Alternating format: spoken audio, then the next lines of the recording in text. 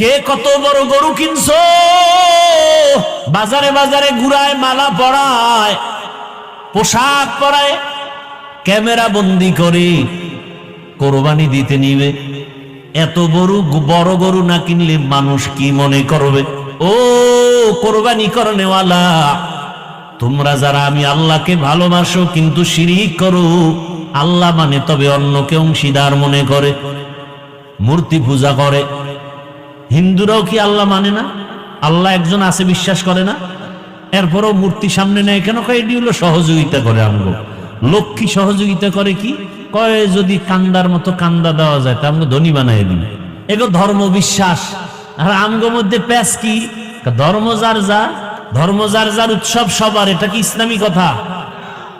বিয়া যার বউ সবার। মেহানে জিনা কেন? সুবিধাবাদী মুসলমান। আল্লাহ হেদায়াত দান করেন। দুনিয়াতে আল্লাহ মানুষ বানাবার একটাই কারণ,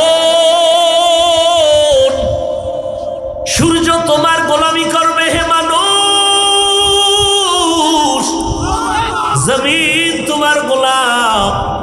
তোমার প্রয়োজনের জন্য সূর্য বানিয়েছি, তোমার প্রয়োজন বাতাস বানায় দিলাম, তোমার প্রয়োজনে পানি, তোমার প্রয়োজন মিটাবার জন্য আমি অক্সিজেন দিলাম, তোমার প্রয়োজন মিটানোর জন্য ঘাস দিলাম, তোমার প্রয়োজন মিটাবার জন্য পশু বানাইলাম। আমি আল্লাহ সব কিছু তোমার খেদমতের জন্য বানায় দিলাম।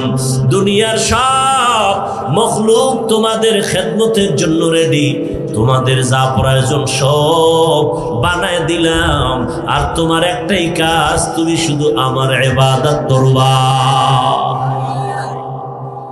সূর্যের কাজ হলো তোমার গোলামি, চাঁদের কাজ তোমার গোলামি, গরুর কাজ তোমার গোলামি।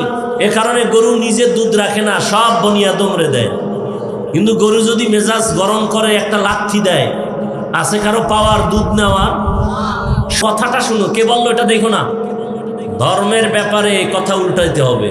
কে বলে তাকে আগে যাচাই করো, সে হক না ভণ্ড, তারপরে তার কথা শুনো। ভণ্ড যদি মজার বয়ান করে, ওই বয়ান শুনবা না, বয়ানে কোনো অ্যাকশন হবে না, রিয়াকশন হবে। হকপন্থী যদি অল্প কথা বলে, ওই কথায় বড় কথা বলে। এজন্য কে বলে দেখো আগে, কি বলে শুনো পরে। কিন্তু নেফাকি অন্তরওয়ালারা, নষ্ট অন্তরওয়ালারা আমগো উল্টা বুঝায়। কে বলে ওটা দেখার দরকার নাই, কথাটা কি বলে এটা শুনুন। এটা ধর্মের বেলায় হবে, ধর্মীয় বেলায় কে বলে তাকে আগে যাচাই করো, এরপরে তার কথা শুনো।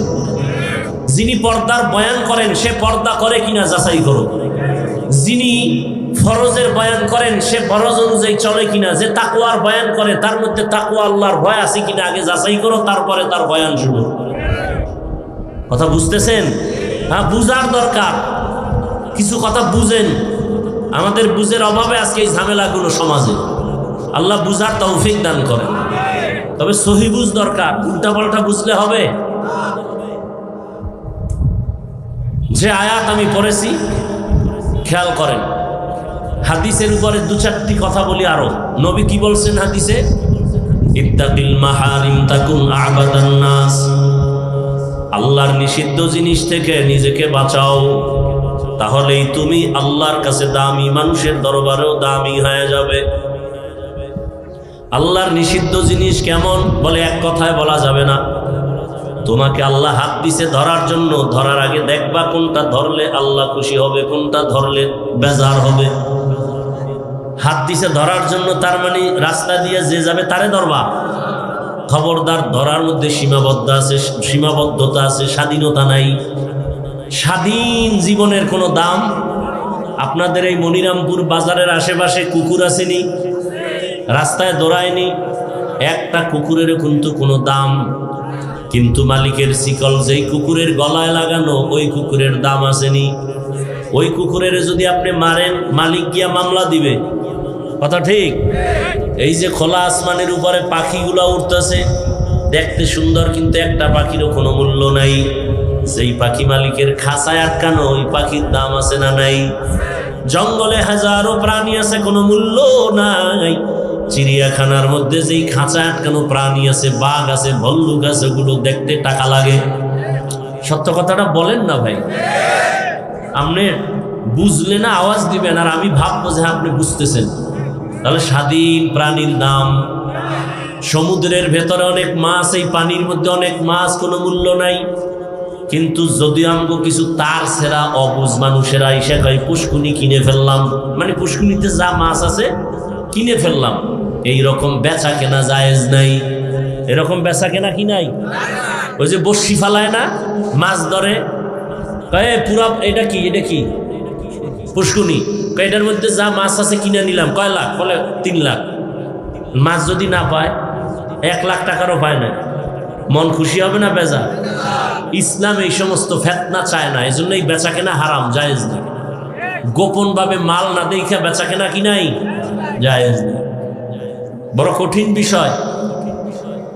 তাহলে এই পুষ্কুনিতে যত মাছ আছে এগুলোর মূল্য নাই, কিন্তু জালের মধ্যে আটকা পড়লে বাজারে গেলে দাম আছে না নাই? জমিনের মধ্যে কত মানুষ ঘুরে, একটা মানুষের কোনো দাম নাই, কিন্তু যেই মানুষ কালেমার রশি গলায় লাগাইয়া চলে ওই মানুষের দাম। ঠিক নেই? গর্বসুরত আদমি ইনসাবুদে আহমদ বু জাহলো হামে কে সাবুদে আদমিরা আদমিয়ত লাজমাস উদরাগার বুনা বাশুদ হি জামাত আদমিয়ত লাহম শাহম পশতে নিস আদমিয়ত জুজরে জয়ে দোসতে নিস। সর্বাঙ্গে ঘা। কয় হাফিজ ভাই বয়ান করবেন, আবার এই ফার্সি টার্সি না পড়লে হয় না, বলে না? বলে না? এগুলো বললে লাভ কি? এলাকার এই বয়ানের শ্রোতারা কি ফার্সি বুঝেনি? একটা ইনজেকশন দেয় না, দেয় না? দেখতে নারী চলন বাঁকা, যে হাফিজুর রহমান সাহেবের নাম শুনলি একদলের কলিজা ভরায়। কি আছে না নাই? এখন কেমনে দোষ ধরবে? কয় ফার্সি না বললে হয় না, মানুষে বুঝে। তা আমি যে আরবি বলি, এও তো এখানে 3 ভাগের 2 ভাগে বুঝে না, তাহলে কোরআনের আয়াত পড়াও বাদ দিয়ে দেই। অনেক বক্তা ইংরেজি কয়, শ্রোতারা সবাই ইংরেজি বুঝে, তো বয়ান বাদ দাও। ও কয় তুমি দোষী, তুমি দোষী। 3 আঙ্গুল যে আমার দিয়ে ফিরিয়া কয় আমি দোষী, খবর নেই। আদমিয়ত লাহম শাহম পশতে নিস আদমিয়ত জুজরে যায় দোস্তে নিস। সব কথার মূল কথা, মাওলানা হয়েছি, বক্তা হয়েছি, মানুষ হতে পারি নাই।